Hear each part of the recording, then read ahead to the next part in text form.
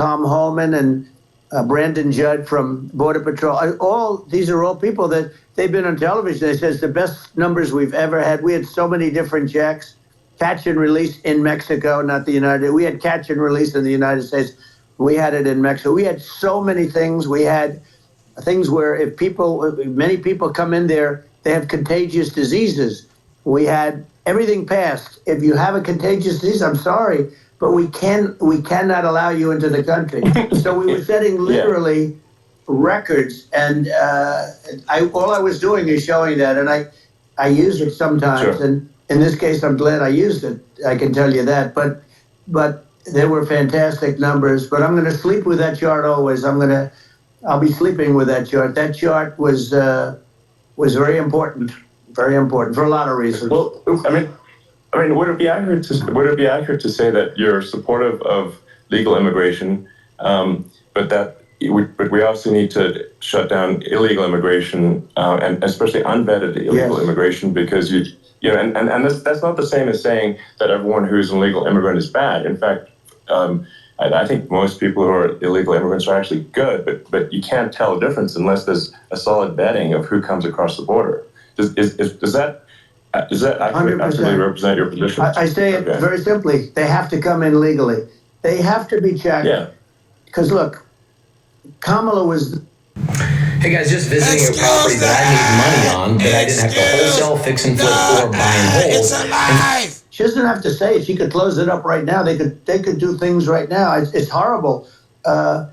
No tax on tips, and all of a sudden she's making a speech and saying there will be no tax on tips. I said that months ago. Wow. And by the way, they had just the opposite. They had not only tax on tips, but they hired 88,000 IRS agents, and many of them were assigned to go get waitresses and caddies and all of this on tips. They have a policy. They had a policy that they were really going to go after you, and were really harassing people horribly. And then all of a sudden, for politics, she says, she comes out with what I said, which I think is terrible. And I think it's also hitting them very hard. These people are fake. Now they're also saying they did a good job on the border. We had the worst numbers in the history of the world, not of our country. There's never been a country in history that has had a catastrophe like this. We've had, I believe, and I think you believe this too, you hear 12 million, 13. I believe it's over 20 million people came into our country, many coming from jails, from prisons, from mental institutions, or a bigger version of that is insane asylums, and many are terrorists. And I'll tell you what, they're coming not just from South America, they're coming from Africa, they're coming from stupidly and horribly bombing Israel October 7th. They're coming from all over the world. And you look at, it's so sad, October 7th, because it should have never happened. Yeah. It's so sad when you look at Ukraine. It should have never happened. We have a defective government. These are defective people, and they're not people that should be running it. But where you see it the best is the border, because you have millions of people coming in a month, and then she gets up and she tries to pretend like she's going to do something. She had 3.5 years. And by the way, they have another 5 months that they can do something, but they won't do anything. It's all talk. She's incompetent and he's incompetent. And frankly, I think that she's more incompetent than he is. And that's saying something, because he's not too good. Yeah. No, I think it is essential to have a secure border. I mean, you're really not a country unless you have a secure border. And secure elections. Absolutely, secure elections. And so it's just essential to have a real border, or we can't function as a country, and our services, our essential services are being overwhelmed in a lot of cities. But I, as we were talking about earlier, I think having a legal immigration process that is smooth and efficient and done well, and I, speaking as someone who is a legal immigrant, I think that. I mean, like, one way to think of it is, who do you want on your team? Who do you want on Team America? And I think we want to just say, okay, we want to let in people who are going to, be great contributors to our society and to our economy, and and who do you want on the team? And it's not to say that like in my opinion, actually, I'd say like probably most of the illegal immigrants actually are actually good, hardworking people. That's my opinion.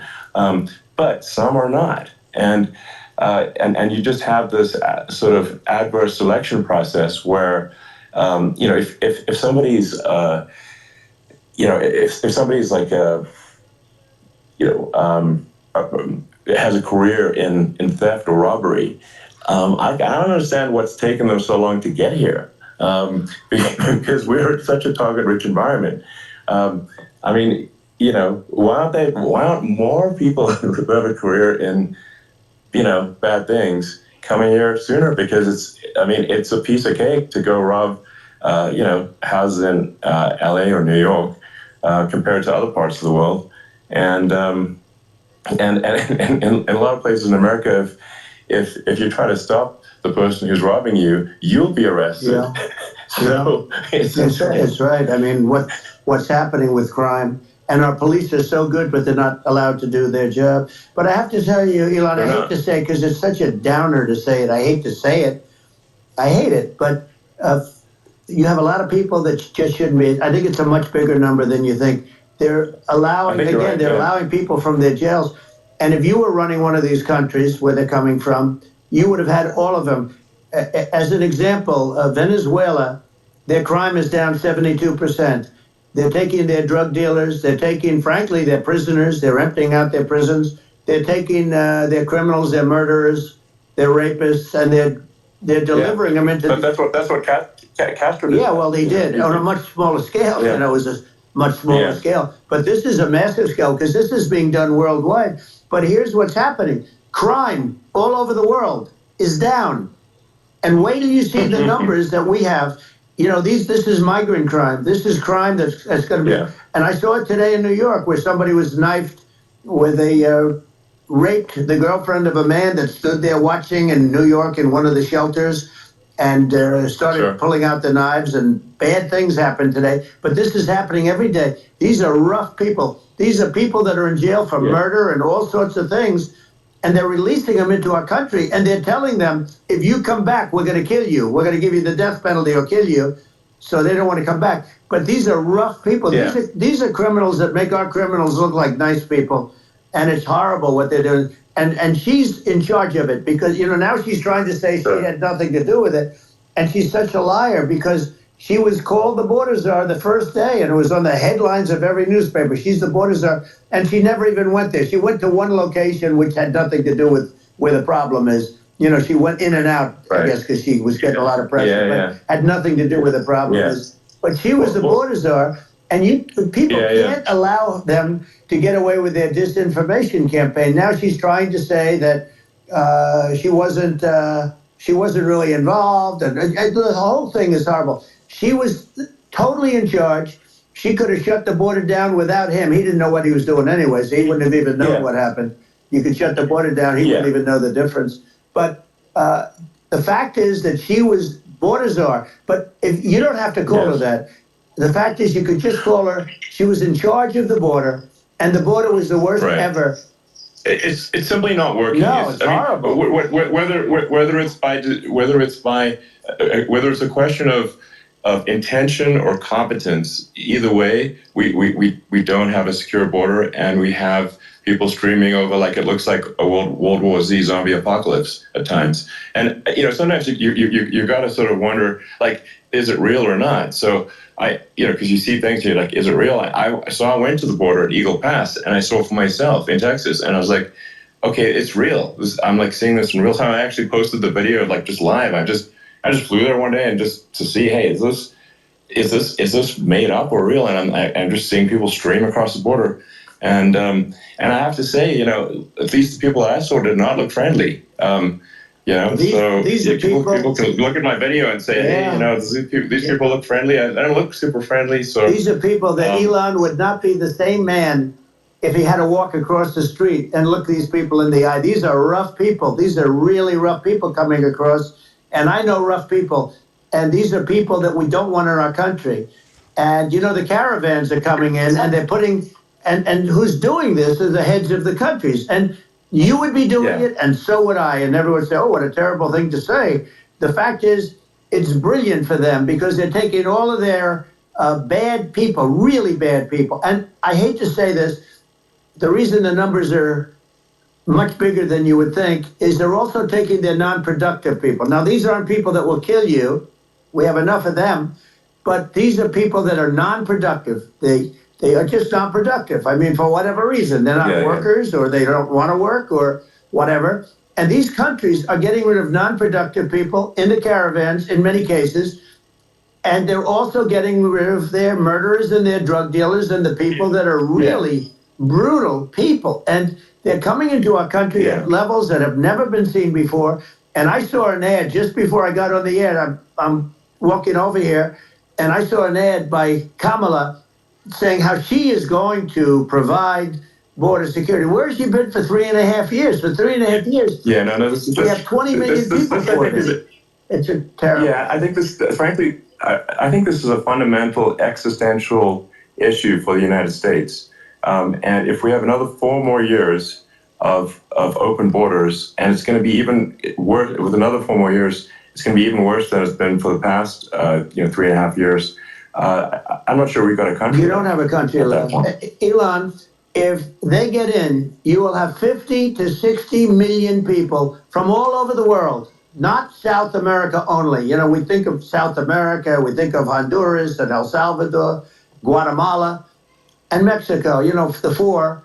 But it's not that. It's everywhere. They're coming in from everywhere. And I had to stay in Mexico. Yeah, I think this is a super important point. Like people, it's like basically when I went down there, I was like, well, where are people from? It's like almost no one was from Mexico. No, Mexico less. It's just the border. It's just the border with Mexico. But the people coming in, it's Earth, the rest of Earth, and America is only about 4 or 5% of the population of Earth.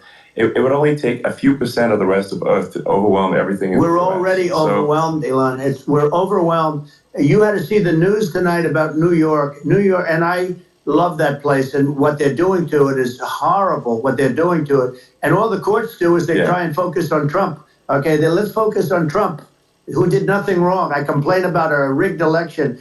Elon, what's happened is unbelievable. You have from Africa. From the Congo, they're coming, from the Congo. And 22 people came in from the Congo recently, and they're murderers. And they drop them, they take them out of jails, which is very expensive, to maintain the jails, although they don't do too much maintaining, I can tell you. But they take them out of jails, prisons, they take them out, and they bring them to the United States. They deposit them in the United States and say, don't ever come back or you're going to be executed.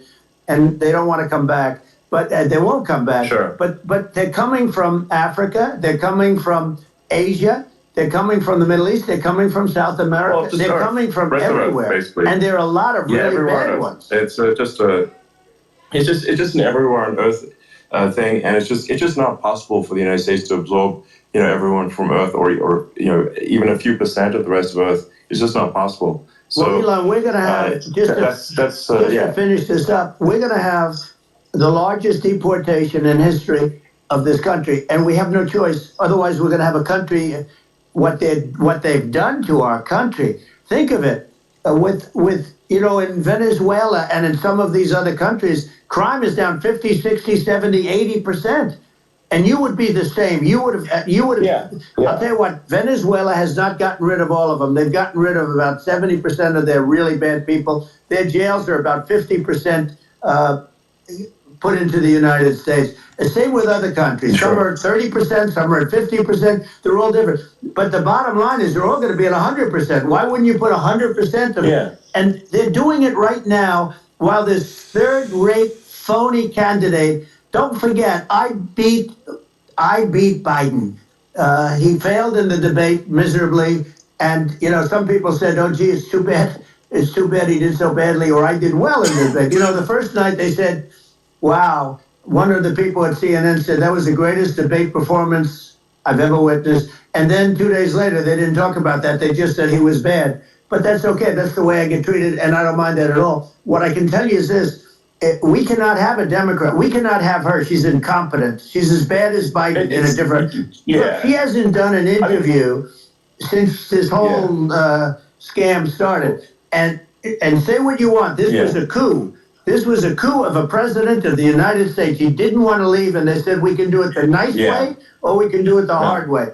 Yeah, I mean, they just took him out back behind the shed and basically shot him. No, what they did with this guy, and I'm no fan of his, and he was a horrible president, the worst president in history. And one of the reasons he was so bad, first of all, the Israeli attack would have never happened.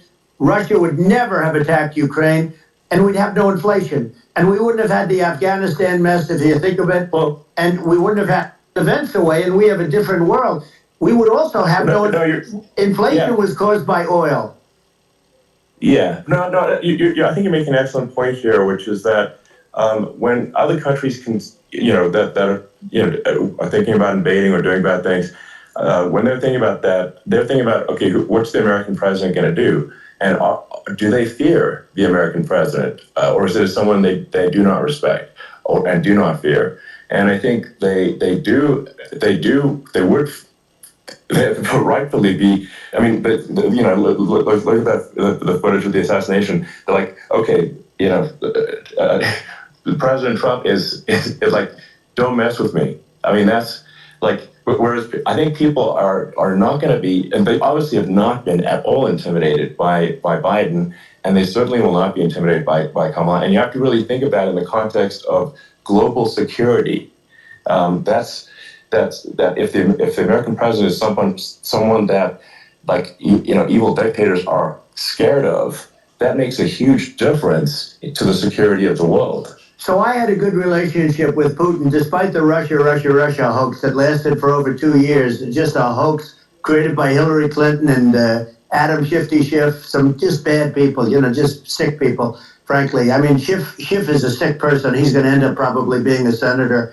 It's hard to believe. The whole thing is hard to believe. But, they put our country in danger with that stuff, too. They actually, when they make up stories, and you have to fight your way out of it for a long time. But I know Putin very well. I got along with him very well. He respected me, and it's just one of those things. And we would talk a lot about Ukraine. It was the apple of his eye. But I said, don't ever do it. Don't ever do it. I shut down Nord Stream 2. That was the big oil pipeline, the biggest pipeline in the world going all over Europe. I shut it down. Biden came, and then they say, I loved Russia. I was a friend of Putin, and I loved Russia. No, he actually said to me one time, he said, if you're my friend, I'd hate to see you as an enemy. I shut down his pipeline, the biggest pipeline. They were looking at that fund, and this pathetic president gets in there. And the first thing he did, one of the early things he did, is he shut down Keystone XL pipeline, which is our pipeline that would have employed 48,000 people, pipeline workers, shuts it down. That was, a massive job that Obama refused to allow. Yeah. I allowed it in my first week because it was jobs and it moved oil. And by the way, in a much more environmentally friendly way. It's underground. It's not a truck that catches on fire or a train that catches on fire. But think of it. He shut down the XL pipeline, the Keystone XL pipeline. Yeah. He shuts that down, and he approves the Russian pipeline. Yeah, it doesn't make any sense. It's inconsistent. Certainly, but I mean, I think it's just worth emphasizing to listeners the immense importance of whether the United States president is intimidating or not intimidating, and how much that matters to global security. Because there's some real tough characters out there, and if they don't think the American president is tough, they will do what they want to do. I know every one of them. And it puts the whole world in danger. Elon, I know every one of them, and I know them well. I know Putin, I know President Xi, I know Kim Jong-un of North Korea. I know every one of them. And let me tell you, people will say, oh, this is terrible. He said, I'm not saying anything good or bad. They're at the top of their game. They're tough, they're smart, they're vicious, and they're going to protect their country. Whether they love their country, they probably do. It's just a different form of love, but they're going to protect their country. But these are tough people at the top of their game. And when they see a Kamala or when they see a Biden, Sleepy Joe, they can't even believe it. They can't believe this happened. All the stuff that you're seeing now, all the horror that look at Israel, they're all waiting for an attack from Iran. Iran would not be attacking, believe me. When I was there, and I say it with respect, because I think we would have been good with Iran. I don't want to do anything bad to Iran. but they knew not to mess around. Iran was broke because I told China, if you buy from Iran oil, it's all about the oil. That's where the money is. But if you buy oil from Iran, you're not going to do any business with the United States. And I meant it. And they said, we'll pass. Yeah. They didn't buy oil. Other countries likewise. Sure. You want to buy, you're not doing business with the United States. And they were at a point where they had no money for Hamas, they had no money for Hezbollah, they had no money for any of these instruments of terror. And it was amazing. In fact, there were articles when I was leaving, which is hard to believe actually, especially when you look at what's happened to our country. Our country is so bad right now. It's such a different place. We were respected. Think of it. 4 years ago, we were so respected to a point where when I said don't buy oil, they didn't buy oil. But they had no money. Yeah. And Israel would have never been attacked. Zero chance. And again, I said to Vladimir Putin, I say, don't do it. You can't do it, Vladimir. You do it, it's going to be a bad day. You cannot do it. And I told him things that what I do. And he said, no way. And I said, way. And it's the last time we ever had the conversation. He would never have done. I got along well with him. I hope to get along well with him again. Getting along well with them is a good thing, not a bad thing. I got along well with Kim Jong-un. When I met with President Obama just before entering, it's a sort of a ritual. And I sat down with him and we talked. It was supposed to be for a very short period of time. It turned out to be a long period of time. I said, what's the biggest problem? He said, North Korea. I had that problem worked out very quickly. It was nasty at the beginning with Rocket Man and, all the different things. Yeah. But all of a sudden I got a call. Those were some epic tweets, by the way. Yeah, they were epic everything. He said that he has a red button on his desk. I said, I have a red button on my desk too, but my red button is much bigger and my red button works. And then I called him Little Rocket Man of Little Rocket Man. Anyway, here's the bottom line. All of a sudden I got a call from him. And they said they want to meet. They want to meet me. And we met, as you remember, we met in Singapore. We met also in Vietnam. And I got along with them great. We were in no danger. But President Obama thought we were going to end up in a war, a nuclear war with him. And let me tell you, he's got a lot of nuclear stuff. Exactly. He's got plenty of nuclear. They can do plenty of damage. Yes, it's because, people like Kim Jong-un, they respond to strength, not weakness. Well, he and I had a good relationship. Remember I met him and we walked onto his land. Nobody ever walked onto his land before. I walked onto. I wouldn't say. Let's bring up Secret Service again. I wouldn't say they were thrilled when I did that. I walked onto his land, and it was an amazing period. But we were not in danger with him because of me. I always say that we have enemies on the outside and we have enemies on the inside. We have some really bad people in our government and people that are, and controlling of the people. I mean, I'd mention names, but I really don't want to give the credit. But we have some really bad, and I say they're more dangerous than Russia and China. If you have a smart president, a president that gets it, we are not in danger from those countries because they need us and they need our help. I mean, we forced Obama, if you think about it, Obama and Biden, and Bush to a certain extent, in all fairness, forced Russia and China together. And if you're a history student, the first thing you learn is you cannot let Russia and China align. But then they also got, if you take a look, Iran, and they have North Korea. That's, they call it the axis of evil. In the old days, you had the axis of evil. Here we have a modern day axis of evil. These are powerful countries, very heavy nuclear, which is the biggest threat. The biggest threat is not global warming, where the ocean's going to rise 1/8 of an inch over the next 400 years. And you'll have more oceanfront property, right? The biggest threat is not that. The biggest threat is nuclear warming, because we have 5 countries now that have significant nuclear power, and we have to not allow anything to happen with stupid people like Biden. Biden did something with Russia. There was no chance of him ever going in. And when I left, and then after I left, they started forming big armies on the border with Ukraine, right? And I looked at that, and I thought he was doing that because Putin's a good negotiator. I thought he was doing that to negotiate.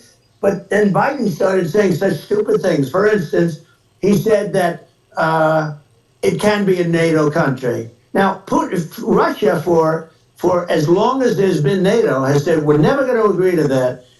And we go right up front and say that. And we did things and said things through this president with a low IQ, very low IQ. He had a low IQ 30 years ago, by the way, but now he might not even have a IQ at all. There's nothing on the board that goes this low. He said things that were so stupid that war had zero chance of happening if I were there. Zero chance. He was saying everything the opposite. Everything the With a home warranty, it's a one-year service plan that helps cover costs. You don't read about how bloody it is and how disaster. Sure. Hey, look, just in the two armies, you lost 500,000 people, and Ukraine's having a hard time. Ukraine, I don't know if you saw the article recently, and it's true. You don't hear the true story, but if you think about it, Russia's gone. Russia defeated Germany with us, and they defeated Napoleon. They've been around a long time. They're a big fighting force, and it's very unfair. And Ukraine now doesn't have enough men. They're now using young men and very old men to fight, and we're in a very bad position. And I'm not going to blame exclusively, but I can tell you I could have stopped that, and a smart president could have stopped that. It wouldn't have happened. But we had a man that actually made it more prevalent. It was so bad. The words that he was using, the stupid threats coming from a stupid face that he was using. I said, this guy's going to cause us a war. He's going to cause us. And let me tell you, it can lead to World War III. That can lead to World War III. The Middle East can lead to. We have numerous places that could end up in World War III right now for no reason whatsoever. I think you're right. I think people underrate the risk of World War III, and it's just when you're looking at the risk of global thermonuclear warfare, it's game over for humanity, and it's something that people have, I think, after the end of the Cold War, people have become complacent about, but they actually have forgotten that there are currently a lot of nuclear missiles that have targeting parameters for the United States from other 100%. countries. And one of the things we're going to do is we're going to build an Iron Dome over us. Israel has it. We're going to have the best Iron Dome in the world. We need it, and we're going to make it all in the United States. But we're going to have protection, because it just takes one maniac to start something. We're going to have protection, and we're going to have. Why shouldn't we have an Iron Dome? Israel has one. Some other places have one that nobody even knows about, frankly. But Israel has it. We're going to have an Iron Dome. But with all of that being said, to me that's so important, the most important. But with all of that being said, the election's coming up, and the people want to hear about the economy and the fact that they can't buy groceries because they don't have enough money to buy groceries. The inflation has killed them. Food prices are up 50, 60, even 100% in some cases. And this stupid administration allowed this to happen, and it's a shame. And that's the thing that people most care about, in my opinion. They care about the border a lot.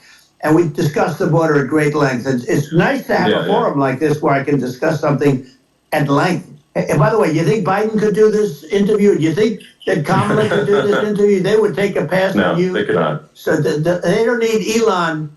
They don't need Elon screaming out questions. It's pretty sad when you think that somebody that does this for a living can't answer a question or is afraid to do an interview. And in her case, with a very friendly interview, she's got all friendly interviewers. It's pretty. Yes, absolutely. But the big thing now is the economy, Elon. And as much as I mean, I view nuclear as the single most important thing, but a lot of people don't. A lot of people don't understand that. But it doesn't have to. If I understand it, that's all you need. Because if I was president, you're not going to have that kind of a problem. But the thing that they really is making them angry is what Kamala and Biden have allowed to happen to the economy. It's a disaster with inflation. The inflation, it doesn't matter what you make. The inflation is eating you alive. If you're a worker or if you're just a middle-income person, you can't afford. 4 years ago, 5 years ago, people were saving a lot of money. Today, they're using all their money and borrowing money just to live. It's a horrible thing that's happening. And we'll end that quickly. Well, I think a lot of people just don't understand where inflation comes from. Inflation comes from government overspending. because the checks never bounce when it's written by the government. So if the government spends far more than it brings in, that increases the money supply. And if the money supply increases faster than the rate of goods and services, that's inflation. So really, we need to have we need to reduce our government spending, and we need to re-examine. I think we need like a government efficiency commission to say like, hey, where are we spending money that's sensible? Where is it not sensible? Right. And we need to live within our means. We're currently adding, I think, $1 trillion to the deficit roughly every 100 days. That's right. And the interest payments on the national debt have now exceeded the defense budget. It's on the order of $1 trillion. It's interest, and it keeps growing. I rebuilt our military, largely rebuilt our military. Did a great job on it, which was so important. We had jets, we had fighters that were. And bombers that were 70 years old. And we did a great job in that. Then we gave 85 billion of it back to Afghanistan, if you can believe it. We gave them 85 billion. They're one of the largest sellers of military equipment in the world. They're selling what we gave them. That was one of the most embarrassing days in the history of our country. But if you think about, let's go back to the economy. We have to bring energy prices down. Energy started it. The price of gasoline. Now your cars don't require too much gasoline, so you have a good, and you do make a great product. I have to say, I have to be honest with you. That doesn't mean everybody should have an electric car, but these are minor details. But your product is incredible. But the gasoline, Elon, is the cost of energy. Not only gasoline, it's the cost of heating your house and cooling your house. That has to come down. It's gone up 100%, 150, and 200%, and that has to come down. When that comes down, and we're going to drill, baby, drill. They stopped drilling, and then they went back to drilling because they went back to the Trump policy. But if they won the day after they get into office, this country will go out of business because they're going to go to an energy policy that's not sustainable, wind and different things. You're not going to have anything. Yeah. And I know you're a big fan of the AI, and I have to say that AI, and this is shocking to me, but AI requires twice the energy that the country already produces for everything. So we're going to have to build a lot of energy if our country will be competitive with China, because that's our primary competitor for this on the AI. You're going to need a lot of electricity. You're going to need tremendous electricity, like almost double what we produce now for the whole country, if you can believe it. Sure. Well, just going back to this, like this basic thing, which that people try to make it sound complicated, but it's not. But inflation is caused by government overspending. Right. Would you agree that we need to take a look at government spending and have perhaps a government efficiency commission that just tries to make the spending sensible, and so the country lives within its means, just like a person. The waste is incredible, and nobody negotiates prices. You used to have a lot of people making jets, and you end up with two companies, and they'll probably try and merge at some point. I went through it, like Air Force, just a thing like Air Force One. One of the first documents they asked me to sign in General Walk said, "Sir, would you please sign this document?" And what is it? Air Force One. That's with Boeing, which is basically two planes, two 747s. And the price was $5.7 billion for two planes. Now they're highly sophisticated. That's insane. They're even nicer than your plane, okay? But much more sophisticated. They're I won't say what's on it, but they got a lot of stuff on it. Anyway, but it's 5.7. That's a crazy number. It's a crazy number, but I said, I'm not going to pay 5.7. I'm not going to do it. I said, who made the deal? Obama and his people. I said, well, then I know the deal's no good. I'm not going to do it. And over a course of about 4 weeks, by my saying I'm not going to do it, I got the price reduced by $1.6 billion for the exact same plane, other than we had a nicer paint job, if you want to know the truth. But for the exact same plane, I saved one. And I said to Boeing, man, you guys must make a lot of money if you can reduce the price by that. But now what I do hear is that they're going back to the Biden administration and wanting big cost overruns, because they see these dopey suckers in there, and they'll end up getting some of the money back. But I shaved it by $1.6 billion for the exact same plane. And you can now take that and multiply that out times thousands of other items. multiply it by a the zillion. numbers are And astronomical. I agree with you. Well, I mean, I think it would be great to just have a government efficiency commission that takes a look at these things and just ensures that the taxpayer money, the taxpayers' hard-earned money, is spent in a good way. And I'd be happy to help out on such a commission. I'd love if it were formed. Well, you're the greatest cutter. I mean, I look at what you do. You walk in and you just say, "You want to quit?" They go on strike. I won't mention the name of the company, but they go on strike, and you say, "That's okay. You're all gone. You're all gone." So every one of you is gone, and you are the greatest. You would be very good. Oh, you would love it. But if you look at Argentina. Well, I'd be happy to help By the way, out. congratulations. Yes. I just looked at the number of people that are listening to you and I chat. We'll call it a chat. But congratulations. This is very good. I mean, it's great. And you're an interesting character. The new head of a place called Argentina, and he's a big, he's great. And he's a big MAGA fan. You know that. He ran on MAGA. And he took it to an extreme, too. He ran on MAGA, and I hear he's doing really a terrific job. It's called Make Argentina Great Again. It worked out perfectly. He came in, he bought a lot of hats, he brought everything, but he's doing a big job. He really cut. And I'm hearing they're starting to do pretty well. Inflation's getting down. They had like 2,000%. And they had inflation like not normal inflation. They had the real deal. But we're going to have that pretty soon. I think we have the worst inflation we've had in 100 years. They say it's 48 years. I don't believe it. I think we have the worst. They don't include a lot of the items that should be included. Yeah. Well, it's just from government overspending and not spending taxpayer money effectively, and having just so many departments you can't even name them all. And what Milei is doing is he's cutting government spending. He's simplifying things. He's putting in regulations that make sense, and Argentina overnight is experiencing a giant improvement in prosperity. But it's also a lesson for the United States, which is that Argentina used to be one of the most prosperous countries in the world. In the 30s, 40s, and because of bad government policy, it ruined the country.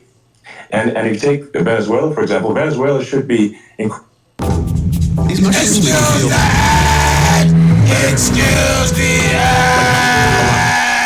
It should be prosperous, but if the government's wrong, it impoverishes the people. And so I think we should not be complacent in the United States in thinking that and taking our prosperity for granted, because if with bad government policy, we can run the country into the ground. And that's just something people should bear in mind. Don't take prosperity for granted. Well, think of education. So we're ranked at the bottom of every list of the top 40. We're ranked number 40, number 38. Norway, Switzerland, Sweden, different countries are ranked good. Actually, China's pretty close to the top. They're a top 6 or 7. But we're ranked at the bottom, almost at the bottom, 38, 39, 40. In other words, horrible. And yet we spend more per pupil than any other country in the world. So we spend more. And what I'm going to do, one of the first acts, and this is where I need an Elon Musk, I need somebody that has a lot of strength and courage and smarts. I want to close up Department of Education, move education back to the states, where states like Iowa, where states like Idaho, not every state will do great, because states that basically aren't doing good now, you look at Gavin Newsom, the governor of California, he's terrible. He does a terrible job. So he's not going to do great with education. But of the 50, I would bet that 35 would do great. And 15 of them, or 20 of them, will be as good as Norway. Norway is considered great. You can name them. I mean, they're so good. Some of these countries are so good. But if you go into some of these really well-run states, we have states that don't know what debt is. We have states that have low taxes, no debt, everybody working. They're really well-run. Sure. And maybe they have certain advantages in terms of location, in terms of, the land or the sun and the water and the whole thing. There are a lot of advantages that some people have. But if you moved education back to the 50, you'll have some that won't do well, but they'll actually be forced to do better because it'll be a pretty bad situation. But if you think about it, you'll have some of these states. I'll bet you'd have 30, 35 states. It'll be much better. And you know what it'll cost? Less than half what it is in Washington. And these people don't care about the students in these, faraway states. And it'd be unbelievable. Yeah. I think you're making a good point in that if the states have to if each state has to compete against other states, then people will naturally move to states where it's better. Well, like California, as we said, it's a badly run state. I could go through. I got so many friends that are in those states, even if they're Democrats. I hate to mention certain states, but Illinois is badly run with Pritzker. He's a real loser. But some of these places are just badly run. But it's almost going to force them to run better, and they won't do it good initially. But you're not going to do worse than you're doing right now. And I would say that the cost, you would cut your cost by 50 or 60%. And you'd have a little monitor. You want to make sure they're teaching English as an example. Give us a little English, right? Sure. Right. No, I mean, too much. I mean, some of these governors are doing so badly. I mean, they got so many people moving out of their state. They should get U-Haul Salesman of the Year award because they're driving so much U-Haul. It's actually amazing. It's just people moving out. Isn't it amazing to you as a businessman that they can even survive? Like Illinois. So many people are leaving, and you wonder, how do they survive? I mean, how do they survive? I saw where you left California, and you moved to Texas. Texas does a great job. But, I mean, I just wonder, how do these states survive when big businesses, a big oil company just left California, as you know, and they moved to Texas. How do these big states survive when they lose so many businesses? And their taxes are already really high. The taxes are among the highest taxes. You almost wonder, how do they continue on? And in many cases, the governors don't do a good job, and they're crime-ridden places. You wonder, how do they continue to just go on? It's not a good situation. I think the only thing that's going to force some of these states to change is if they risk bankruptcy and they're not getting bailed out by the federal government. Right. Well. That's the only thing that's going to get them changed. You remember the area in California where they had that, where I guess somebody had sticky fingers and they stole a lot of money, and they went into a form of chapter, and it was very nasty for a period of time. But now it's probably the most popular place in all of California. So at some point, something like that may have to happen. But the problem is, you can't penalize people that loan money to the state when you have incompetent people like a Pritzker. Look, the family didn't want him in the family business, and then he ends up being governor of Illinois. So what is he going to be? Is he going to be a great governor? And you have people. I could name every one of them. I got to know every one of these, and some are very good, and some are just horrible. Well, I think that, the larger point here, too, as you're saying, a lot of people are concerned about the economy, a lot of people are concerned about inflation, and inflation is effectively a tax on people that save money and for people that are working day to day. It's just a form of taxation. And if we can solve the government spending problem, we'll solve the inflation problem, which means people will have a better standard of living, and that's a really big deal. Well, the people that got hurt worse are the people that did it the way they were taught to do it all through, their younger life and their young life and their whole life. The people that saved money, and then they got no interest on their money, and inflation destroyed them. And frankly, they were almost better off if they didn't do anything like that. I mean, those people have been absolutely decimated, and we're going to bring those people back and help those people. We've got to get the prices down. When I look at bacon costing 4 or 5 times more than it did a few years ago. When you look at some of the food products in grocery stores, people go, they can't believe it. They used to be able to buy a whole cart, and today, a lot of people just don't have the money. They go in and they can't buy anything. They look at it's sticker shock. They call it sticker shock, right?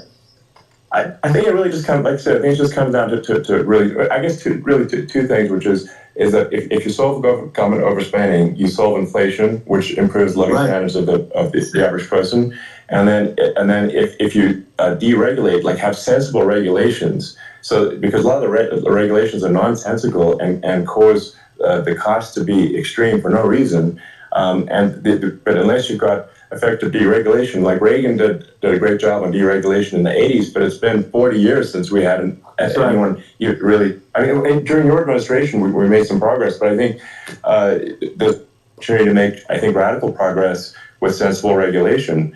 And if well, Elon, those two things, yeah, those are the big deals. We set a record. We did more deregulation and more restrictions on all of the different businesses than any other president. Remember, I had the rule for every one we put in, you have to get rid of 10 or 12. And we did radical cuts on all of that. And a lot of that's being put back by this administration. And we did radical cuts on things that weren't necessary. But we were all set. You know, we had the best economy ever maybe in the world. And then what happened is COVID came in, and we had to focus on that, and nobody knew what it was. And I always say I got good marks on economy, good marks on military. We knocked out ISIS. We did so many different things. We rebuilt. But, you know, I never got the credit that we really deserved on what we did with COVID. We never got the credit. But had that not happened, a gift from China, from Wuhan, came in from Wuhan, the Wuhan labs, and I always said it, and it turned out to be right. But had that not happened, we were set to start reducing debt. We were going to reduce taxes further. I gave the largest tax cuts, and we were going to reduce taxes still further for middle-income people, not only businesses. But we did it for businesses because they're the ones that's why we had the great job numbers. But we were set to really start reducing debt. And, you know, we're sitting on the biggest pile of liquid gold anywhere in the world, bigger than Saudi Arabia, bigger than Russia. And we were going to drill it. We were going to make so much money. We were going to supply Europe with oil. I had stopped the Russian pipeline, and we were going to supply them with oil and gas. We were going to make a fortune. And then the COVID came in, and we really had to divert. Then what happened is when they came in, you know, we kept a lot of businesses alive. If I didn't do what we did, we would have had a 1929 type depression.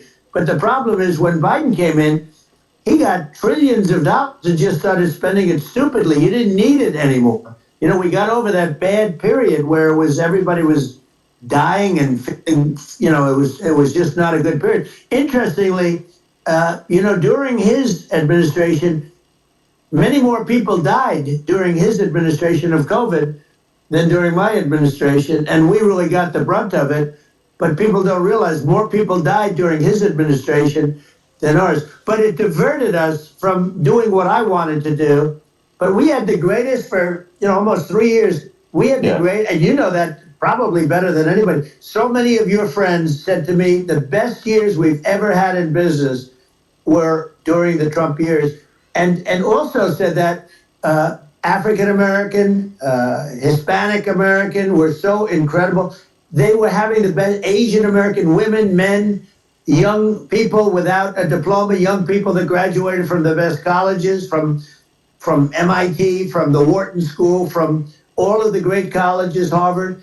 They were doing better, and people without a diploma were doing better, and everybody was happy. And then COVID came, and we had the problem is they spent trillions and trillions of dollars. They wasted. They shouldn't have taken any money, and we wouldn't be having inflation right now, which is killing our country. Yeah, absolutely. I mean, I should probably say something about, like, you know, maybe my views on, you know, climate change and oil and gas, because I mean, I think I'm probably different from what most people would assume.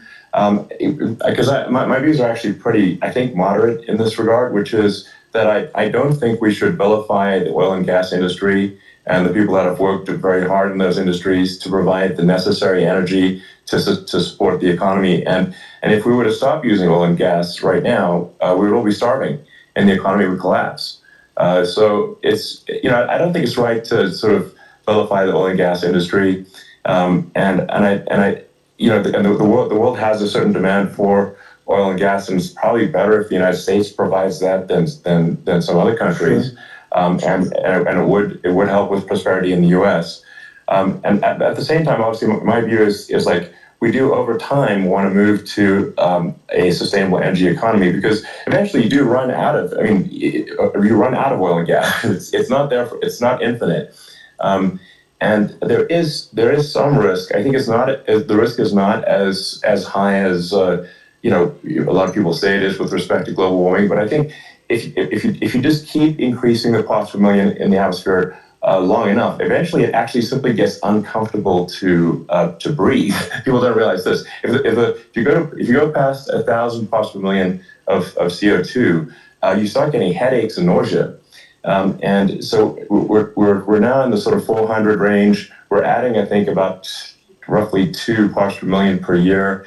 So I mean, it still gives us. So what it means is like we still have quite a bit of time, but so it's not like we don't need to rush, and we don't need to stop farmers from farming, or prevent people from having steaks, or basic stuff like that. Like you leave the farmers alone. I agree. How crazy is that? Where I mean, you have farmers that are not allowed to farm anymore and have to get rid of their cattle, and the whole world is a little crazy. But it's largely taken its lead from us. I do say though, I've heard in terms of the fossil fuel, because even to create your electric car and create the electricity needed for the electric car, fossil fuel is what really creates that at the generating plants. And, so you sort of can't get away from it at this moment. I mean, someday you might be able to, but I do hear we have anywhere from 100 to 500 years left.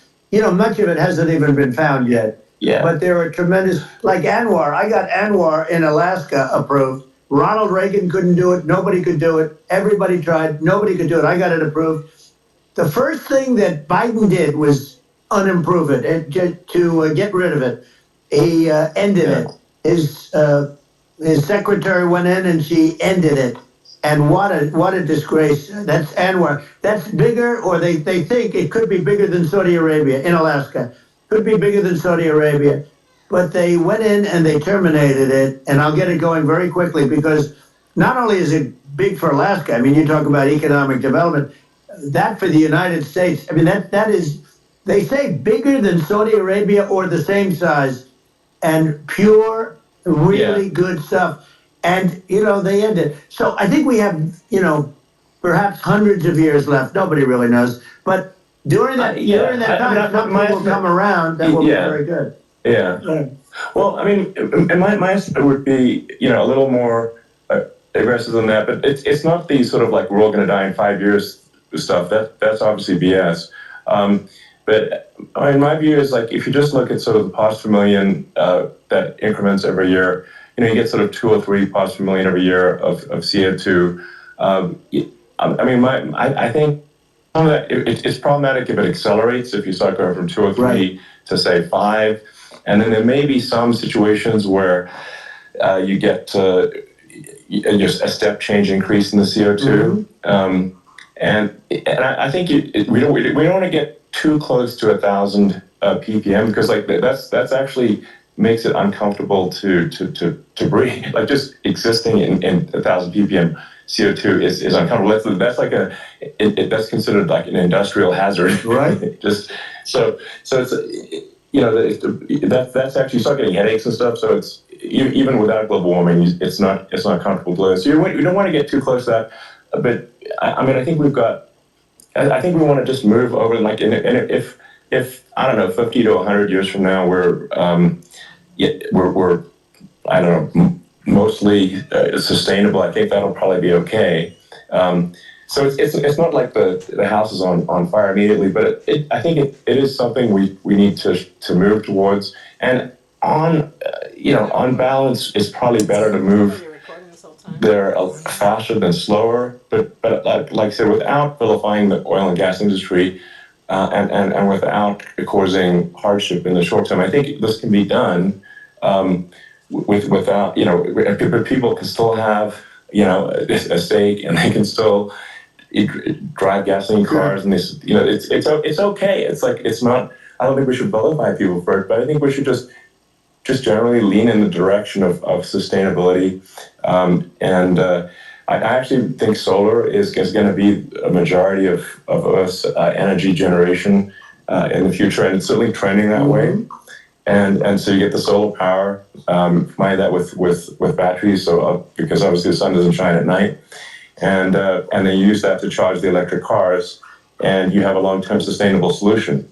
And that's what Tesla's trying to move things towards, and I think we've made a lot of progress in that regard. But when you look at our cars, we don't believe that environmentalism, that caring about the environment should mean that you have to suffer. So we make sure that our cars are beautiful, that they drive well, that they're fast, they're sexy. I mean, they're cool. In fact, literally, I mean, the sexy joke, Model S, Model 3, Model X, and Y spells out sexy. It's probably the most expensive joke out there. But I don't know, I like cheesy humor, So, but I'm a big fan of let's have an inspiring future, and let's work towards a better future, and we do so without demonizing. Right. I'm okay. It's very interesting. You use the word global warming, and today they use the word climate change because you have some places that go up, and so they were getting themselves in a little trouble with the word global warming because not every place is warming. Some places are going the opposite direction. But I'm sort of waiting for you to come up with solar panels on the roofs of your cars and on the trunks of the cars, and it just seems like something that at some point you will come up with. I'm sure you'll be the first, but it would seem that a solar panel on the roofs, on flat surfaces, on certain surfaces might be good. Yeah. At least in certain areas of the country where you have the world, sure, where you have the sun. But I would think, and I have no idea because that's not my world, but I would think that this would be something that would be interesting. But the one thing that I don't understand is that people talk about global warming or they talk about climate change, but they never talk about nuclear warming. And to me, that's an immediate problem because you have, as I said, 5 countries where you have major nuclear and probably some others are getting there, and that's very dangerous. That's where you need a strong American president because you don't want to have this proliferation. But you have 5 countries and getting more. China is much less than us right now, but they're going to catch us sooner than people think. They're way lower. Russia and us are number 1, and we're sort of tied. And China is far behind, but they're developing at a level that you're not surprised to hear very fast. They'll end up catching up, maybe even surpassing. But to me, the biggest problem is not climate change. It's not. And everything's a problem, but it's degrees. To me, the big problem is the nuclear power. The power of nuclear is so great. And when I talk about I'll prevent World War III, I will. But the truth is that you have to, because this is no longer army tanks going back and forth and shooting at each other. This is a level of destruction and power that nobody's ever seen before. Yeah, and actually, there's the bad side of nuclear, which is a nuclear war, very bad side. But there's also, I think, nuclear electricity generation is underrated. You're right. And it's actually, people have this fear of nuclear electricity generation, but it's actually one of the safest forms of electricity generation. It's just a huge misunderstanding. And if you look at the injuries and deaths, caused by, say, I'm not going to try to pick on coal mining, but just any kind of mining operation. And there's a certain number of injuries and deaths per year. You compare that to nuclear. Nuclear is actually way better. So it's underrated as an electricity source, and I think it's something that's worth reconsidering. But there's so much regulation that people can't get it done. So that maybe they'll have to change the name. The name is it's a rough name. There are some areas like when you see what happened in bad branding. We'll have to rebrand it. We'll have to give it a good name. We'll name it after you or something. It has a branding problem. When you see what happened. It does have a branding problem. When you see what happened in Japan, where they say you won't be able to go on the land for about 3,000 years. Did you ever see that?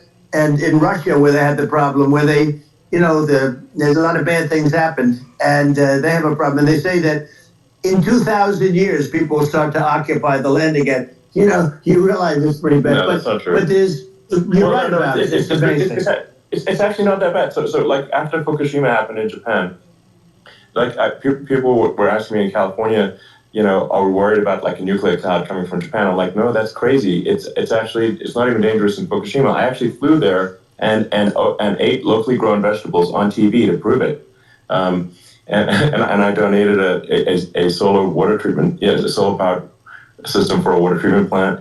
And yeah, but you haven't because been the feeling so well lately, and I'm worried about it. No, but I mean, I'm only kidding. it's fine, you know. It's like Hiroshima and Nagasaki were bombed, but now they're like full cities again. So Right, it's well, really right. not That's something that, you know.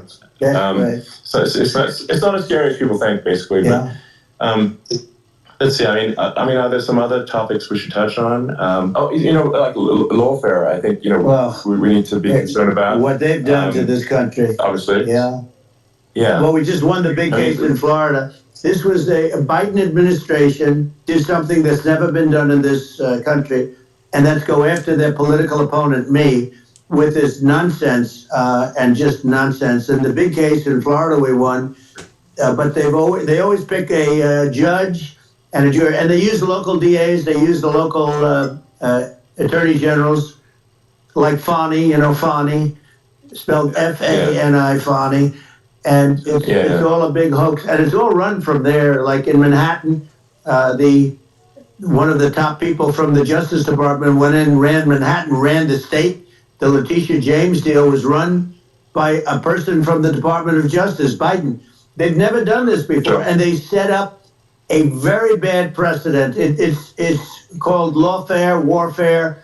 It's a terrible thing, and never happened in our country. It does happen in banana republics and third world countries, but it's never happened. And the incredible thing is it actually drove my numbers up because people see, fortunately I have a platform like you, or, in all fairness, like a conversation like this, where I can talk about it and people understand. I mean, you fight for election integrity and you end up getting indicted because you're fighting for election integrity.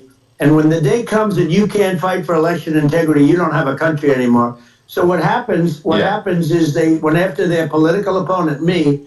Now Biden's, close to vegetable stage, in my opinion. Okay, I looked at him today on the beach and I said, why would anybody allow him? The guy could barely walk. Why would anybody allow him? Does he have a political advisor that thinks this looks good?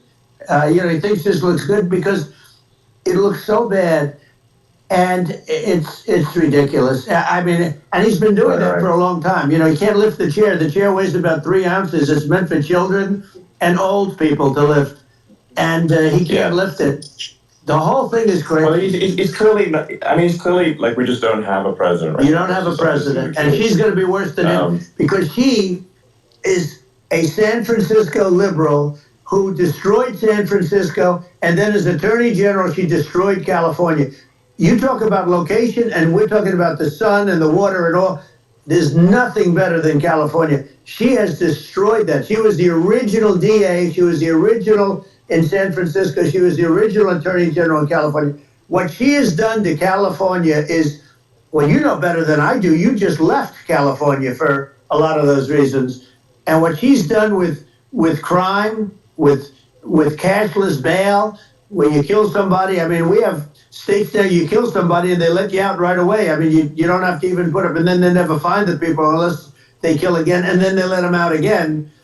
Our country is becoming a very dangerous place, and she is a radical left San Francisco liberal, and now she's trying to protect, now she's looking like she wants to be more Trump than Trump, if that's possible. I don't think it's possible, but she wants to be more Trump than Trump. Yeah. I want a wall. I think that's... She wants to release all the prisoners that are in detention, and some of these guys are really bad. Right. That just came out today.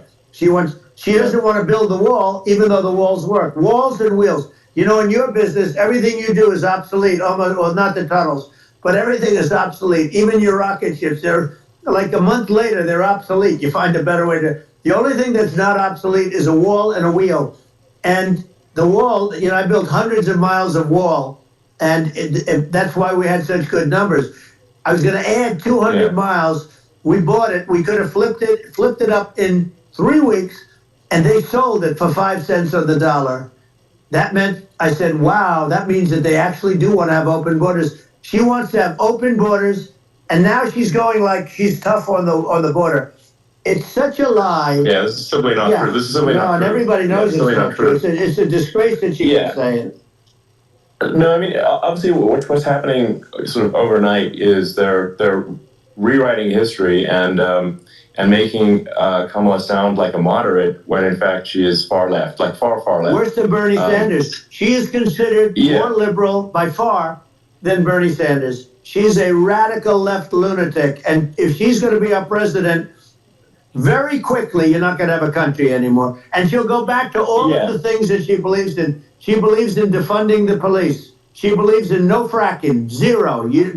Now all of a sudden she's saying, no, I really want to see fracking. If they got in, the day she got in, she'll end fracking.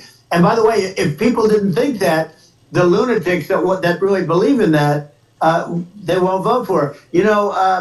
Like the Palestinians and Israel. She is so anti-Israel, and she's bad for both. Biden actually did something that was impossible. Both sides hate him, both sides. That was a hard thing to do, unification. Yeah, no. I mean, Netanyahu came to give a talk to a joint Senate and House sitting, and I was there, and Kamala stood him up. What does that say? I think it's highly disrespectful. And I say, if you're a Jewish person or if you believe in Israel, if you're a person that, is a very pro-Israel, if you vote for her, it's worse than Biden. And Biden was bad. But if you vote for her, you ought to have your head examined.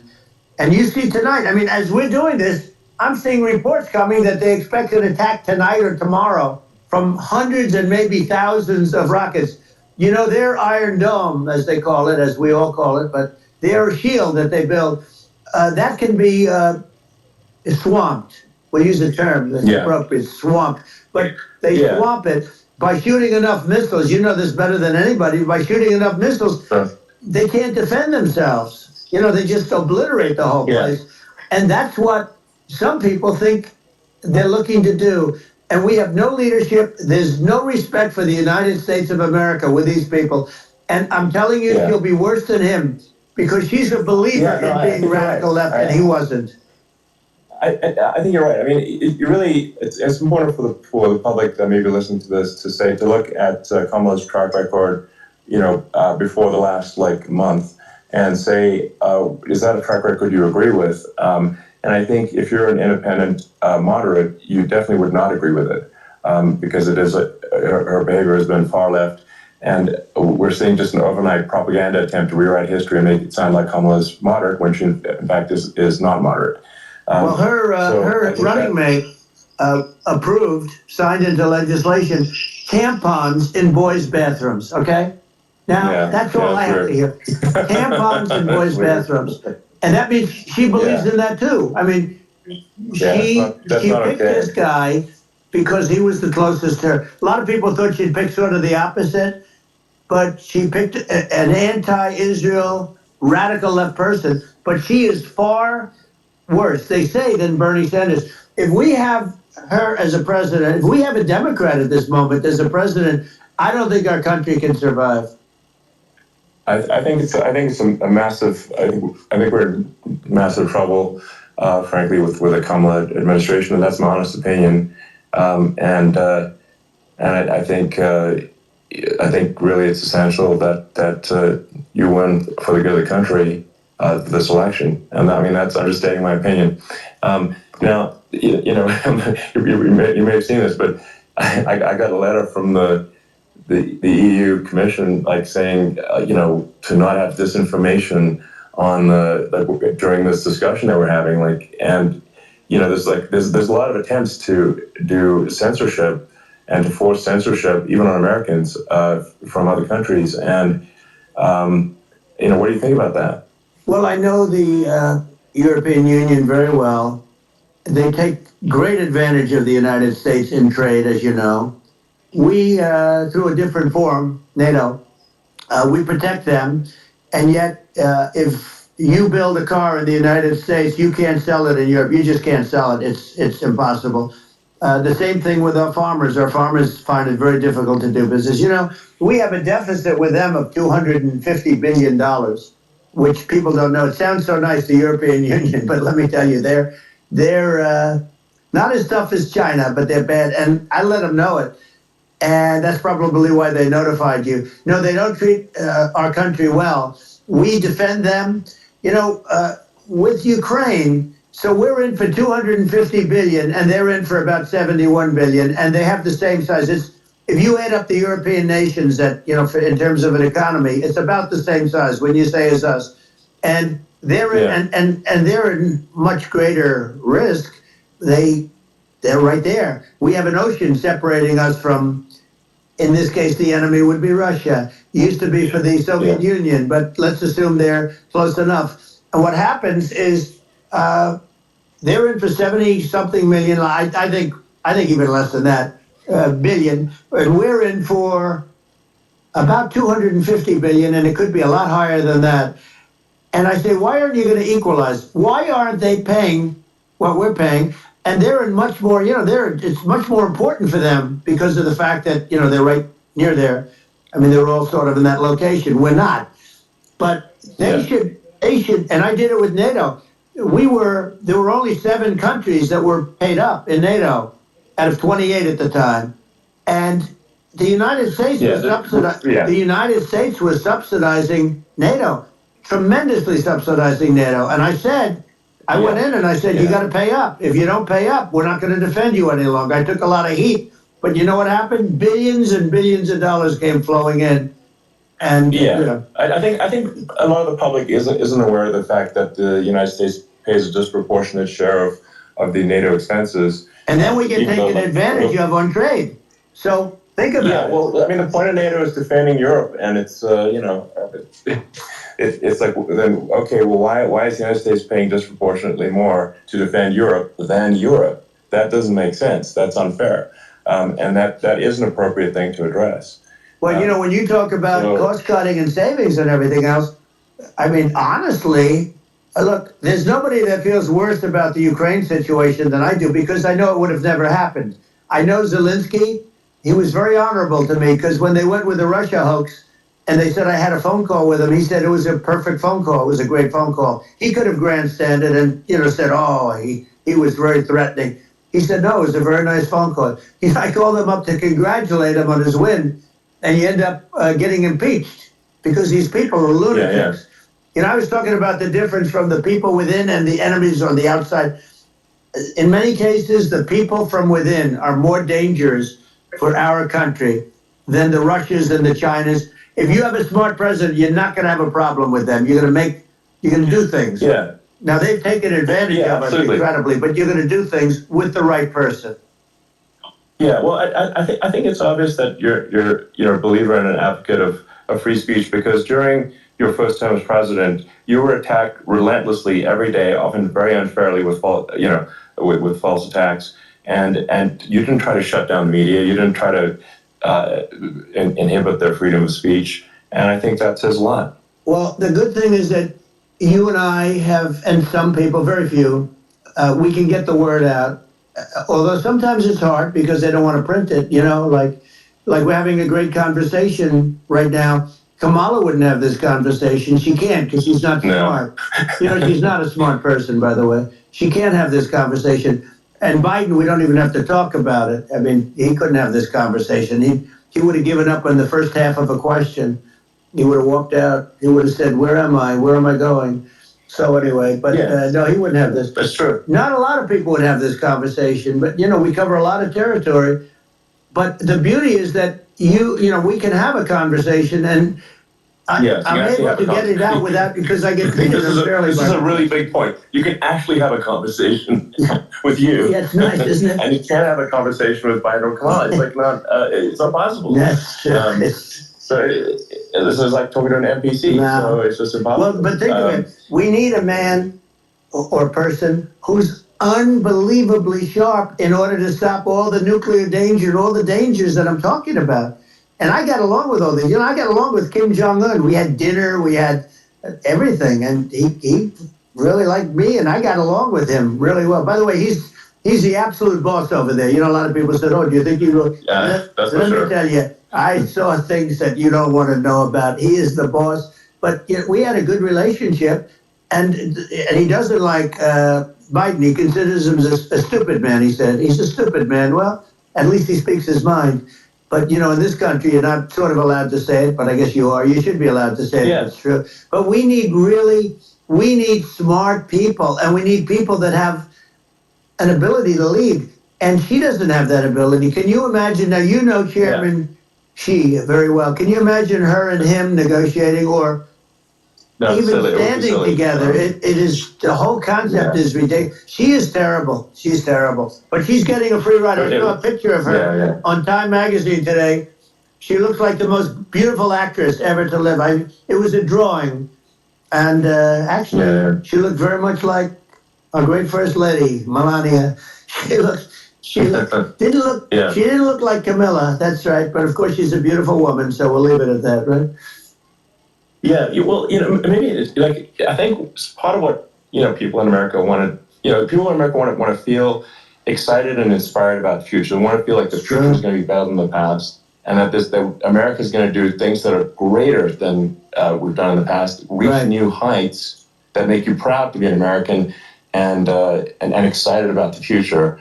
They want the American dream back. They want the American dream back. More important than anything else. It's like you don't have that today because the people, they've been just sucked. They see incompetent people running our. The Biden thing is very interesting. People just found him to be incompetent, and when I debated him, I was like, "Is this for real?" It was. Yeah, it was just absurd. But I think there are like some grand projects that we could do. I mean, I think like we could build a base on the moon. We could send American astronauts to Mars. We could build high speed connections that are more advanced than anything else in the world between our cities, so people have fast transport. It's possible to solve traffic with tunnels. We've we already made great progress in Vegas doing that, and and just do things that are exciting and inspiring and make the future feel like it's better than the past. Well, I saw what you did in Vegas, and I'll tell you, it was amazing. I got to see. I took a big glimpse at it, and it's incredible. It's incredible, and you could do that all over. You could do that all over. It's deep. Yeah. You don't even need much structure. Assuming you're in the right area. No, it's straightforward. It's amazing. So I think we could do some things that like China's got incredible high-speed rail between its cities, but I think it's actually possible with tunnels if with deregulation, with an ability to actually where it's like legal to actually do the tunnels. Then you could have high-speed tunnels that are actually better than anything else in the world for high-speed transport between cities, and that would be something that Americans can say, wow, okay, we've got something that's cooler than anyone else in the world. That's the kind of thing that makes you proud to be an American. And much safer than surface trains, where there's a danger there, with crazy people. Yeah. It's much safer, much better. And it's sad because I've seen some of the greatest trains. I find it fascinating. And I've seen the systems and how they work, and the bullet trains, they call them, I guess. And they go unbelievably fast, unbelievably comfortable, with no problems. And we don't have anything like that in this country, not even close. And it doesn't make sense that we don't. Doesn't make sense. Yeah, and I think also like there's, I'm kind of hopping on the excess regulation, but I think something that I think people can generally understand is that what happens with laws and regulations is that there's more and more of them every year, and unless there's a process to clean them up, eventually everything becomes illegal, and that actually it slows down the development of new technologies. I mean, if you take the sort of like I think there's room for some reform at the FDA for improving the speed with which we approve drugs that could help save lives and improve people's lives. And I worked very hard on that. We got that down to the lowest number ever, and we got therapeutics approved in the FDA that people can't even believe the speed. But I took them on. I don't think they like me too much, but I got things approved in the FDA at numbers that they wouldn't believe. And it's a very bureaucratic group. Actually, it's a fine group of people in many cases. I got to know a lot of them, but I was pushing them really hard for Regeneron, for so many different things that were really pretty amazing. But the FDA takes too long. It's 12 years to get a product approved. I got it down to 4, and I got some things done very quickly. But it's really something that is going to have to be worked on because it takes too long. Just takes too long. Yeah, it just takes too long, and you end up in the same with the approval, but it's just it takes years instead of something that I think could potentially take months, and that improves people's lives. I think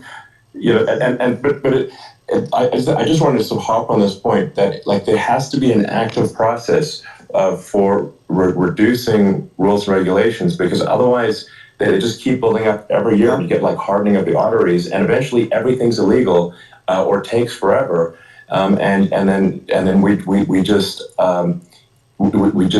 ossify as a society. We can't make any progress, and it's a really big deal. Elon, just getting back to the FDA for 1 second, I got something done called Right to Try. This is where you can go in, and if you're terminally ill, you can use a space age, medicine or whatever it may be. We have the best doctors, the best labs in the world. We really do. But people would go to other countries because you couldn't use the product, even if they thought it worked, because it's going through the FDA. I got it approved where you can, you basically, look, nobody wanted, the doctors didn't want it because of the liability. The country didn't want it, our country, because they didn't want to get sued.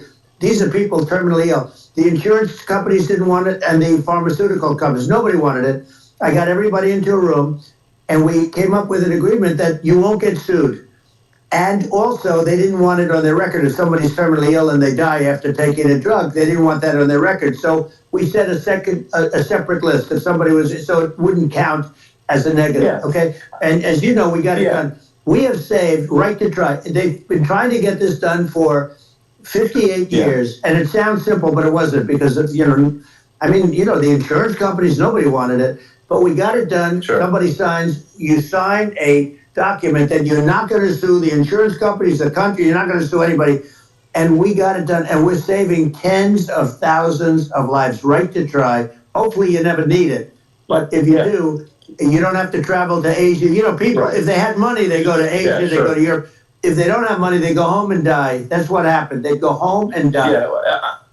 Well, I mean, and actually, to give Europe some props here, it's like if a drug is approved in Europe, which has a crazy amount of regulations, it should obviously be approved in the U.S. Yeah. I mean, they have more regulations than we do. So why would a drug be approved in Europe and not in the U.S.? That's crazy. Well, we did it. We did something that really, they've been trying to do it for 50 years, and they just couldn't get it done, and I got it done. And it's really something. But you're right. Some people go to Europe because a drug isn't approved here, but it's approved in Europe, and it's a drug that, generally speaking, would work. It's pretty crazy. Absolutely. You're right. And I think so. As long as people are properly informed of the pros and cons, and these are the risks, this is the risk, and you make your own decision. Yeah. That makes sense. Well, I think just in sort of closing up, and by the way, I'm looking at the numbers. You get a lot of people listening. I hope you don't get nervous, because you got a lot of people listening to you right now, like 60 million or something. What is that number? It's crazy. It's amazing how you can see that right away. What is the number? Wow. What is it? Well, wow. I think in terms of people, that's bigger than you said. You said 25, and you're much more than double that number, 25 million. I think you're going to be 60 or 70. And I guess over a period of time, hey, I congratulate you. Do I get paid for this or not? Well, I think actually in terms of the number of people that will hear this conversation over the next few days to weeks, it's going to be hundreds. That's what they say. Yeah, that's good. Well, look, it's an honor. I just ask this: are you better off now, or are you better off when I was president? Nobody's better off now. People, we put out polls on that, and nobody's better off now. Inflation has killed it, and they also feel very unsafe. You look at what's going on with a lot of different things. You look at the riots we had at the colleges over, I mean, it's ridiculous, but all of the riots, they just feel unsafe. And now they really feel unsafe because you have a new form of crime. It's called migrant crime. I call it Biden migrant crime. Maybe I'll call it Kamala migrant crime. But you know, I mean, with all these things, I always try to get to the ground truth by just asking people.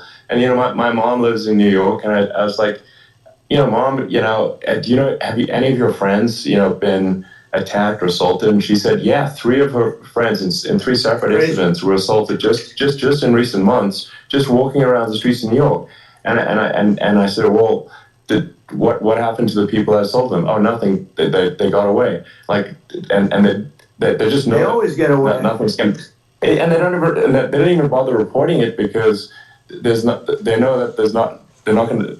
You know, people aren't going to get prosecuted. They just let, you know, violent criminals out in New York.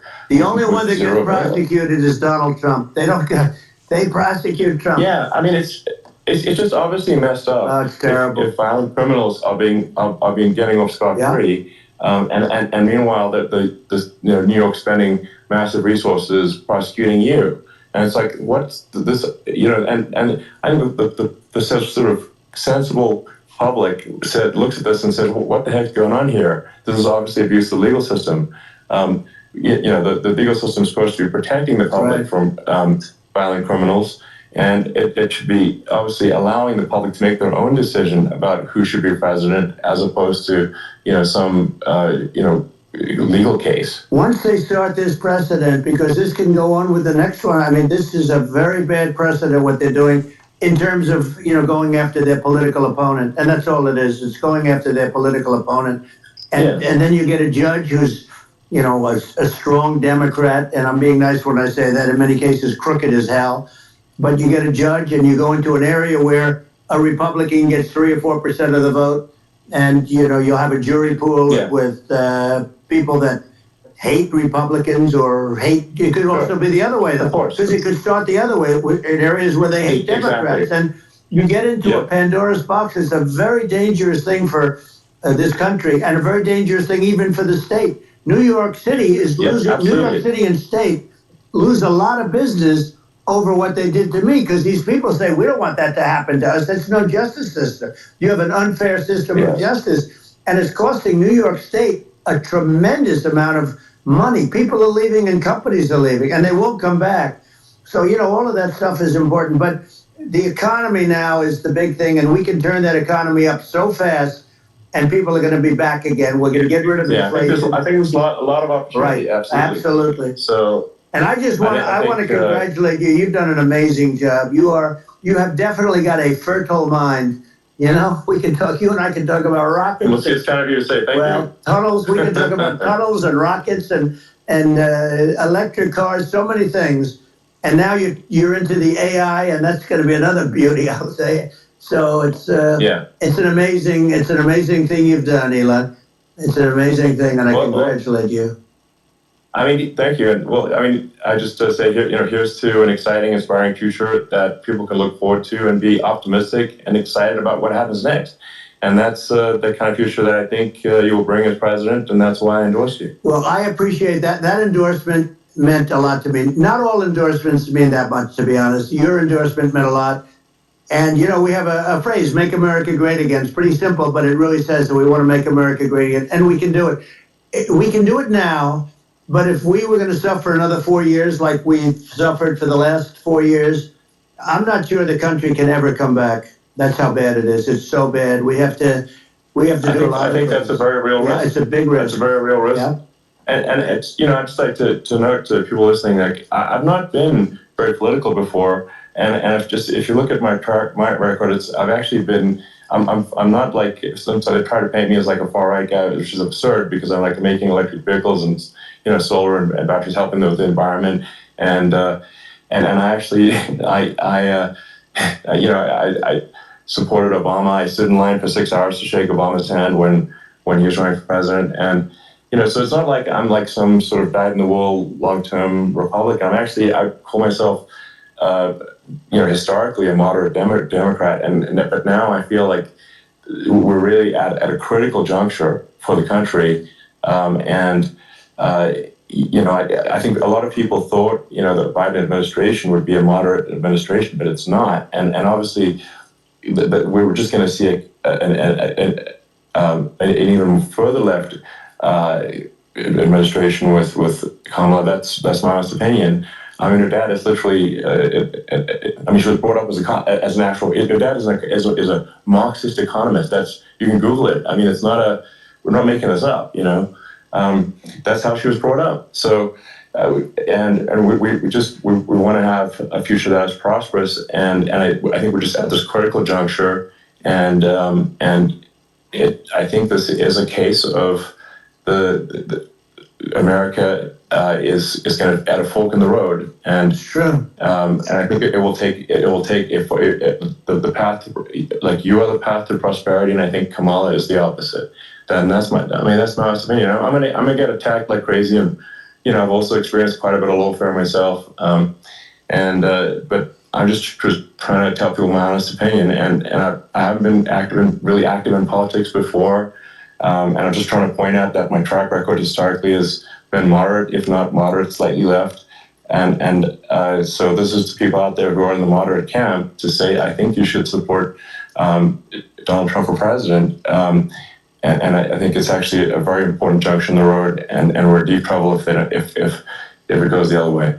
Well, I want to thank you. And, I actually always did think of you as somewhat left. I must say that. So it's Yeah. even more of an honor to have your endorsement. I know how strong you feel about it. But, when you think of her, San Francisco, 15 years ago, I had a great friend, Bob Tish. He said it's the greatest city in America. And now it's almost not livable there. And California likewise. And she was involved in the destruction of San Francisco and the destruction of California. And she will be involved in the destruction of our country if people are so unwise as to elect her. And I hope that doesn't happen. And I hope the elections are going to be run honestly. And we're going to turn this country around. We're going to do things and we can do it fairly quickly. And we have to get rid of the criminals that have been, given to us by other countries as they laugh. They laugh at us. They think we're stupid to accept these people. These are radical, stone-cold killers in many cases and terrorists. And they're in our country by the hundreds of thousands. Yeah. And we have to take them out.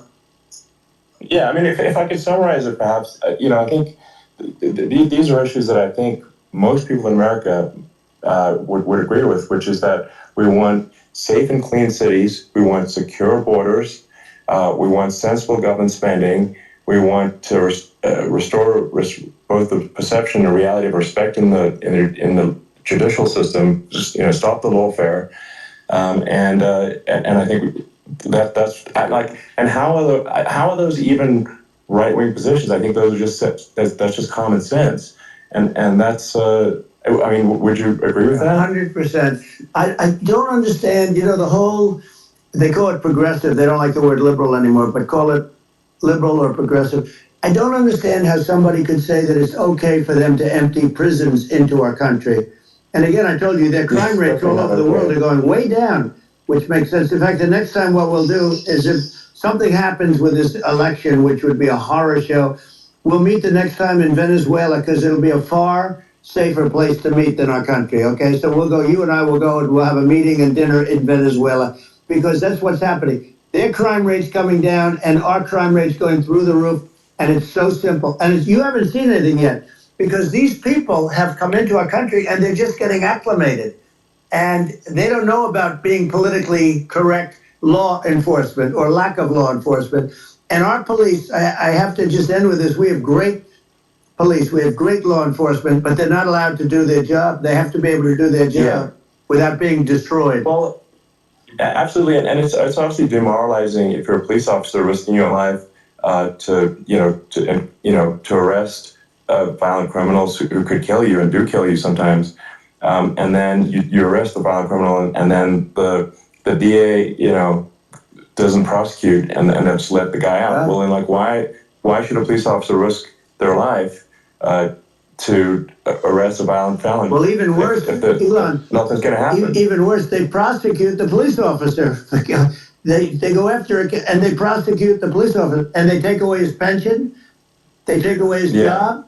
he loses his family, he loses his house. Well, I thought it was very telling, like incredibly telling, that when there was that case where sort of a gang of thugs beat up police officers. I think it was in Times Square in New York. That's the only disagreement I got with And Trump. then nothing happened to those guys. They were let out, zero bail. Trump is talking about and I immunity think a for bunch of them were cops. given free tickets to I ain't California. feeling that. Well, what is it? There's teenagers that 10, 15 made mistakes. That's a gross indignity They in against jail the for United 40 States, years. and that's how. I mean, this is insane. Like, have we lost all pride? How can such a thing be allowed to occur? I've never seen anything. We see where they get shot. It's a very dangerous profession, but something they're very proud of, and they want to be able to do their job. But I've seen them get shot. I've seen a lot of things. But I've never seen where these guys are standing in the middle of a big street, everybody watching them, and they're literally boxing, like punching, stand-up fighting, a police officer. There were two of them. And you had about 60 of these guys, and they're punching the hell out of them. And in their own country, they would be dead if they did that. They'd be shot. They would be shot instantly. And, they come from these countries, and it's taking them a while to realize that we don't do that in this country. But in their own country, if they stood on a street and had a fight with a police officer, they would be shot. There's no political correctness. And it's such a sad, it's such a sad thing to see. And that's the reason you have crime, by the way, because we don't do anything about it. Yeah, we just cannot have a situation where our police officers are beaten up on camera by a gang of illegal immigrants, and then nothing happens to the guys that beat up the cops. I mean, and they're let out. This is unacceptable. Well, we're going to change it, and we're going to get them out of the country. When I first got involved, they said you couldn't get them back to these countries. You couldn't take them back. In the case of Guatemala, Honduras, El Salvador, some others, you couldn't get them back. And I said, really? Oh, you can't get them back? Because under Obama, he couldn't get them back. They'd fly them in, and they'd put planes on the runways in these countries so you couldn't land a plane. They'd bring them back. And the generals told me, sir, we can't bring them back. The countries won't accept MS-13 gang members. They won't accept them. And I said, really, how much do we pay these various countries in terms of economic aid, which is also somewhat ridiculous?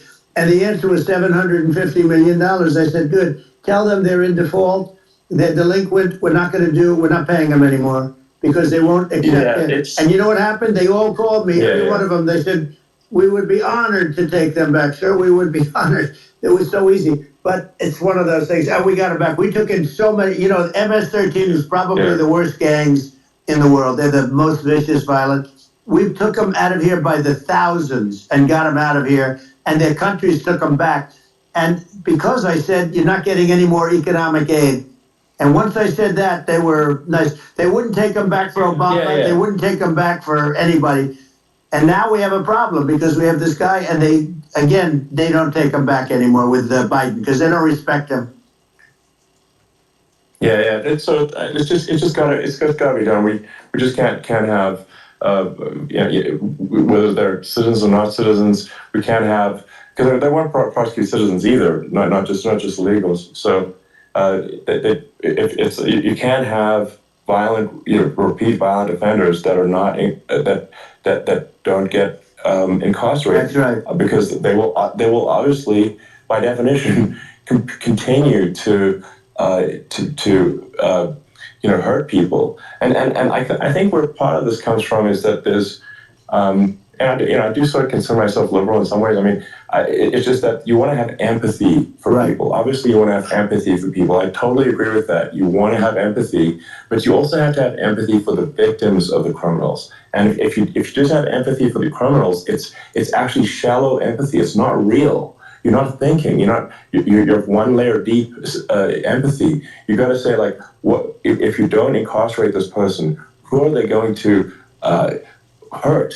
They might kill someone, they might rape someone. If you don't incarcerate them, you have to have empathy for the victims. And there's a lack of empathy for the victims of the criminals and too much empathy for the criminals. It doesn't make sense. That's why you want to have deep empathy for society as a whole, not shallow empathy for criminals. Right. And we have to give our police officers the dignity and the respect that they deserve. And we have to let them do their job. They can do a great job, but we have to let them do their job. And if we don't do that, it's going to all It's going to all disappear. There's never been a society like this where you're allowed to do anything you want and nothing happens. And I'm talking about violent crime. And it's going to get more violent because these are really, really violent people. And we're going to get them out of our country, and we're going to get them back to where, because they were sent here by the presidents and by the various people that run those countries. And I know every one of those guys. And they're smart people, and they're streetwise people. And they really think that the USA is stupid. They think we're run by stupid people, and they happen to be right. But when I was there, we had no problem. We got them out. We took out thousands of MS-13 gang members. We brought them back. And now, again, it's the same old story. We don't do it. And they actually gave them a big increase in aid. They raised it up to billions of dollars, and they get nothing for it. So, you know, I hope everybody's going to vote for Trump, and we're going to get this country straight. Yeah. And I didn't need this. I didn't need this. I had a very nice life. I didn't need to go through court systems and go through all the other stuff and run at the same time. I have to run. I have to go through fake trials with, in some cases, corrupt judges, totally corrupt judges. I didn't need it. I had a nice life. I have great locations. I have beautiful oceans that I have places.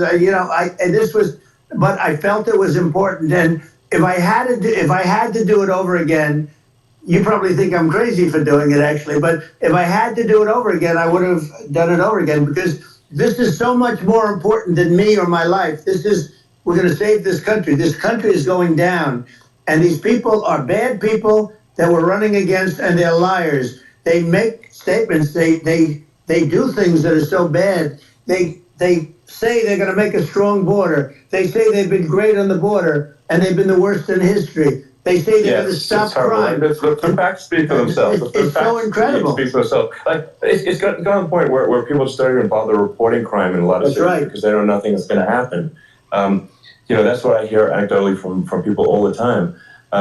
So, it's just, my values, I'm just saying to people out there, like the things I think are important for the future is, like, we've got to have safe cities, we've got to have secure borders, we've got to have sensible spending, and we've got to have deregulation, and so we can have a prosperous future. And then we want to have some exciting, sort of moonshot projects that people can get fired up about.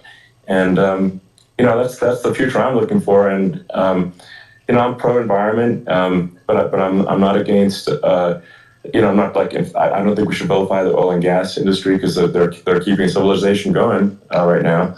And, but I do think we want to move, at a reasonable speed towards a sustainable energy economy. Those are my values, and I think, so I mean that's why I'm supporting you for president. Well, I appreciate it. We're going to give incentive to companies to come into our country, not to leave our country. We're going to be giving tremendous incentives. We want companies to build here, not to build in other locations, and we want to create jobs. And again, it's about the American dream. You don't hear about the American dream anymore, Elon. You're the American dream in the truest sense, but you don't hear about the American dream anymore, and you're going to hear about it. People, they need that incentive to go out and do it. And they're going to love their lives. I mean, they're going to look forward to getting up in the morning and going to a job that they love, not a job that they can't stand, or not any job at all where they have no money, where they literally have no money, and then they end up with violence and lots of other problems. No, we're going to do some great things. And I learned a lot in the first. We had a great economy and all of that. We rebuilt the military. We did so much. But I also learned the best people. I learned the good people, the smart people, the dumb people, the people that can do things. The people, you learn. When I first came in, I tell people I was in Washington, D.C. only 17 times, according to the fake news media. I was in 17 times. I never stayed over. And you don't know people. You rely on other people to give you names, and then you realize the people you relied on weren't so good. Now, we had great people, but we also had some where I wouldn't have, used them had I known. Now I know everybody. And I think we're going to really turn things around fast. We have no choice. Otherwise, we're not going to have a country. And I really appreciate this. It's been a lot of fun being with you. You're an amazing guy. You've done an incredible job and a great inspiration to people, a great inspiration. And I hope you keep going and just continue to do well. And we're going to have a big election coming up. And I think November 5th will be the most important day in the history of our country. I think that election will be the most important election, and I think it'll end up being maybe the most important day in the history of our country, because if we don't win, I just feel so sorry for everybody. No, I think we're at a fork in the road of destiny of civilization, and I think we need to take the right path, and I think you're the right path. So I think that's what it comes down to. Thank you very much, Elon. It's a great honor, and we'll do it again sometime. And it's been really fun, and I hope you got a lot of viewers. I hear you got a lot, but I hope you got I know you got a lot of them. So I appreciate it. I'll see you soon. All right, sounds good. Thank you. Thank you, Elon. Thank you very much. Bye.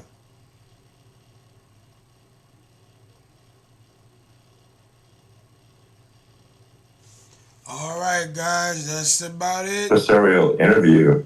Like, no one's themselves in an adversarial interview. Thanks for watching. Catch you later.